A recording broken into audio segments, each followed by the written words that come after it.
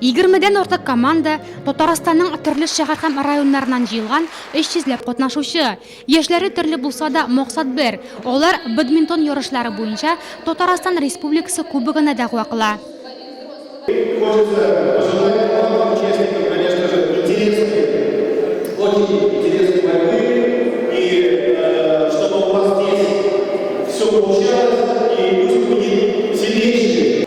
Нурлат спортчылары өчен бадминтон уены чагыштырмача яңа. Әлеге ярышларда бездән 8 кеше катнашты. Шуларның 4-се балалар. Артур Гафиятуллин ракетка белән күптән түгел генә танышкан. Әлеге ярышлар аның өчен тәүге сынау. Күптән түгел мин бадминтон белән заниматься итәргә башладым. Бадминтон меня бик ошый, интересный вид спорту. Бу минем беренче соревнованием. Шуңа күрә мин әз генә куркам. Чөнки монда зурлап тамалайлар бар. Бәлки мин үземнең куркуымны битерәм дә бөтенсен җиңәм.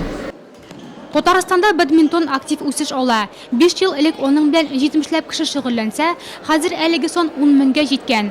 Мавыктыргыч булуы өстенә бадминтон сәламәтлеккә дә файдалы. Ул күз күрүен яхшырта, җитезлекне, түземлекне арттыра, координация үсешенә китерә. У бадминтона тысячелетняя история. И в Китае, и в Древней Индии. Бадминтонның 1000 еллык тарихы бар. Аны Кытайда да, Һиндстанда да, Англиядә да уйнаганнар. Россиядә 17нче гасырда ук кыш кауруына чия теше тыгып уйнаулары билгеле. Бадминтонга өйрәнүе җиңел. Ират булсынмы, хатын-кызмы, теләсә нинди яшьтә кулына ракетка алырга мөмкин. Уеннар бер юлы 5 кортта барды. Бу юлы сынаткан яшь бадминтончыларның җиңүгә өмете бар. Әлеге ярышлар Татарстан Республикасы кубогының беренче этабы. Алда тагын 3 ярыш. Финал ел ахырында Казан шәһәрендә узачак. Шуңа да нурлы спортчыларны әзерләнергә әле вакыт бар.